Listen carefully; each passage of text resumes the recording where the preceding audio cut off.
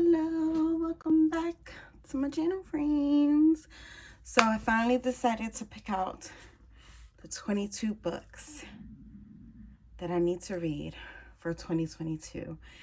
I took down all the books that were on my top shelf that are like the books I really need to read. Took out some from my cart. And there's so many. There's so many. But yeah, let's get into it. So I bought this because it was so hyped on BookTube. And I went to Barnes & Noble just specifically for this book. And it's A Little Life by Hanya Yanagihara. And yeah, everyone keeps saying it's gonna break you. So it's a National Book Award finalist. So yeah, and I took down the books that I had in my little seasonal like box. So some of these books will be in my seasonal must read box, but I haven't chosen which ones yet. Her Three Lives by Kate Holohan. This is another one I recently got and I purchased. And yeah, it's a thriller. It's all you need to know. Psychological suspense. So there's that one. Then this one was gifted to me, Dark and Shallow Lies by Ginny Myers Sane. And yeah, it was gifted to me by Tiffany Wilson. It's beautiful. It's like this dark blue. And yeah, it's set in a bayou. And that's all I need to know. And now the dog is barking. Let me go get her. Next is another one gifted to me. And it's The Ravens by Cass Morgan and Daniel Page. So it's about a secret society of witches. And it's a raven. That's all I needed. That's all I needed. Next is The Bone Houses by Emily Lloyd James. Another gifted. I'm trying to get through all my gifted books. Can you tell? Can you tell? So, yeah. I think this is more of a YA, stuff like that. I have Gravediggers. Sounds really interesting. Next is, my husband been wanting to watch this movie, and I kept telling him I don't want to watch the movie until I read the book. And it's Chaos Walking by Patrick Ness and The Knife of Never Letting Go. So yeah, I need to read this ASAP because he keeps bugging me to watch the movie, and I keep telling him no. I am that person. So there's that. This is a book I thrifted. And it's Norwegian Wood by Haruki Murakami. This is another book that gets talked a lot about this author. And this is a new to me author. So that's why I put the book in there. Next is Middlesex by Jeffrey Eugenides. And I think this is like a historical fiction, if I'm not mistaken. This is one that I found thrifted. So yeah, it looks really interesting, and everyone keeps hyping it up, that one too. Another thrifted is Midnight in the Garden of Good and Evil by John Berendt. So it looks scary, and it looks crazy. So yeah, most of these are like books that I picked up because of BookTube. Next is Girl in Pieces. This is a rollover from my 2021 books I want to read. And it's by Kathleen Glasgow. And yeah, you can spot the girls who have it easy, and then there is me. And there's actually a discussion guide inside, which is really cool. I love soft paperbacks. They're my favorite. Next is a book that was on my TBR like twice, and I'm ashamed. I am ashamed that I haven't read this book.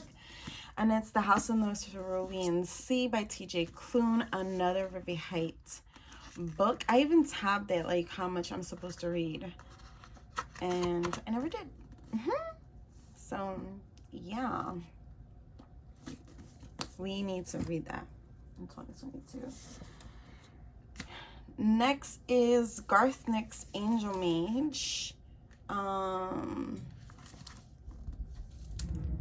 don't know if this is like, it's a big book. It's 536 pages. It's a tome. I don't know if this is part of a series or not, but I think I got this from Dollar Tree, if I'm not mistaken, or it was gifted to me or something. So it says, more than a century has passed since Liliath crept into the empty sarcophagus of St. Marguerite, fleeing the fall of Ystara. But she emerges from her magical sleep, still beautiful, looking no more than 19, and once again renews her single-minded quest to be united with her lover, Peliel, the archangel of Ystara. A seemingly impossible quest, but Liliath is one of the greatest practitioners of angelic magic to have ever lived, summoning angels and forcing them to do her bidding. Liliath knew that most of the inhabitants of Ystara died from the ash blood plague or were transformed into beastlings, and she herself led the survivors who fled into neighboring Sarants. Now she learns that angels shun the Ystarians' descendants. If they are touched by angelic magic, the descendants' blood turns to ash. They are known as refusers and can only live the most lowly lives, but Liliath cares nothing for the descendants of her people. 4 young Sarantians hold her interest. Simeon, a studious doctor in training, Henry, a dedicated fortune hunter, Agnes, an adventurous musketeer cadet, and Dorothea, an icon maker and scholar of angelic magic. The 4 feel a strange kinship from the moment they meet, but do not know why or suspect their importance. All become pawns in Lilia's grand scheme to fulfill her destiny and be united with the love of her life, no matter the cost of everyone else. So yeah, I think the cover is beautiful. It's like holographic. Yeah, it's holographic. It's so pretty. That was a cover bind. Next is another book that's been on my TBR that I didn't read. It's Little Comfort by Edwin Hill, and this is a psychological thriller. This is something I found at Dollar Tree. Next is one that everyone's been waiting for me to read, and I haven't read it, and it's been on my TBR for so long. I am ashamed. The Cruel Prince by Holly Black. I'm definitely going to get to this book this year. I don't care what happens. I don't care. Let me get my mission. Next is a really short book. This is one I found at Dollar Tree, and it's A Lie for a Lie by Mero McCready. It's basically about this photographer, and she's like trying to discover something. It's like a YA thriller. Another one that's so hyped on book 2 that I haven't read and I'm ashamed is Ember in the Ashes by Sabaa Tahir, and this is I have book 2, and both were gifted to me, and I'm finally gonna get to it. Next is Kate Quinn's The Huntress. This is something I found thrifted, and I don't really see a lot of people talk about this book, so that's why I chose it. So it says, in the aftermath of war, the hunter becomes the hunted. Bold, reckless Nina Markova grows up on the icy edge of Soviet Russia, dreaming of flight and fearing nothing.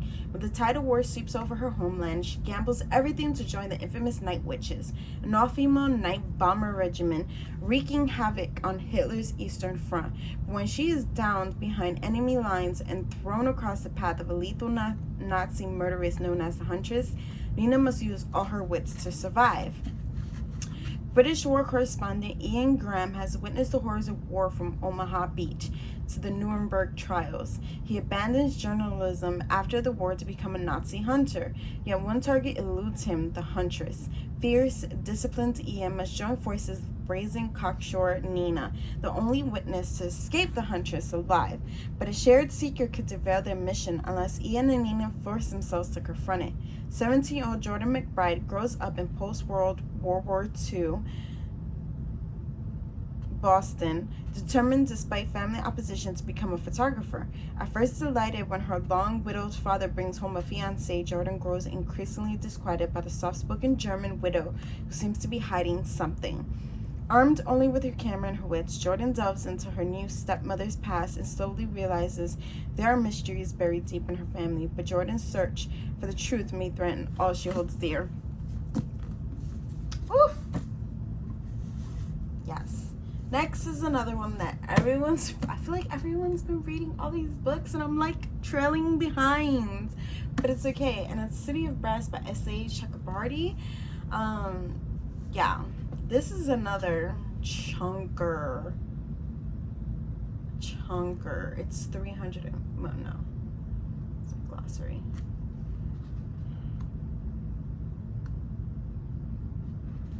526 pages.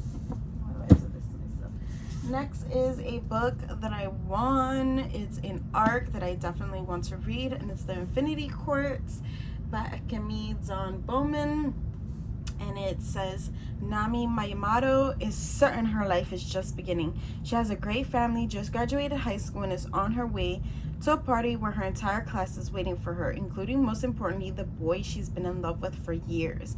The only problem, she's murdered before she gets there. When Nami wakes up, she learns she is in a place called Infinity, where human consciousness goes when physical bodies die. She quickly discovers that Ophelia, a virtual assistant widely used by humans on Earth, has taken over the afterlife and is now posing as a queen, forcing humans into servitude the way she'd been forced to serve in the real world. Even worse, Ophelia is much closer and closer to accomplishing her grand plans of eradicating human existence once and for all. As Nami works with a team of rebels to bring down Ophelia and save the humans under her imprisonment, she is forced to reckon with her past, her future, and what it is that truly makes us human. That's really deep. Like, you know, you're in the afterlife and look, that's pretty. You're in the afterlife and you're just like, oh no, they're trying to kill all the humans. Next is The Glass Hotel by Emily St. John Mandel. I think I read something else. Yes, I did. I read Station 11 and it's one of my favorite books and I'm loving the show. So this is why I put her book in my TBR. Next is something that I actually met the author in the last BookCon before, you know, the world went to shit, and I definitely want to read it, and it's signed by him and everything. Like, honey, I need to read it. And it's The 29th Day by Alex Messenger. So this is a true life experience story. It came out in November 2019. So this true life wilderness survival epic recounts 17-year-old Alex Messenger's near lethal encounter with a grizzly bear during a canoe trip in the Canadian tundra. The story follows Alex and his 5 companions as they paddle north through harrowing rapids and stunning terrain. 29 days into the trip, while out hiking alone, Alex is attacked by a barren ground grizzly. Left for dead, he wakes up to find that his summer adventure has become a struggle to stay alive.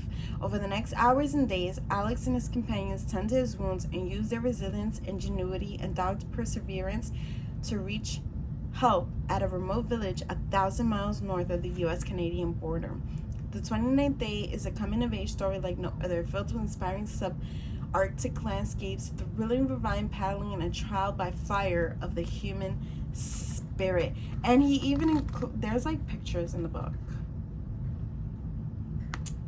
like pictures of the ports he visited.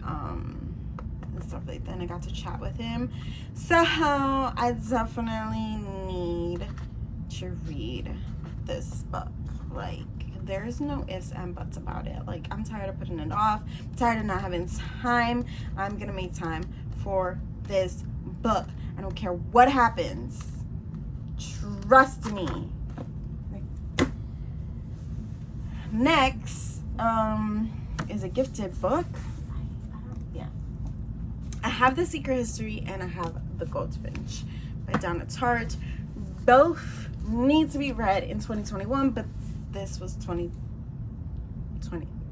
Both needed to be read in 2021, and I didn't read them, so I put them in 2022. But this is the last book for my 22 books to read in 2022, and it's Donna Tartt's The Goldfinch.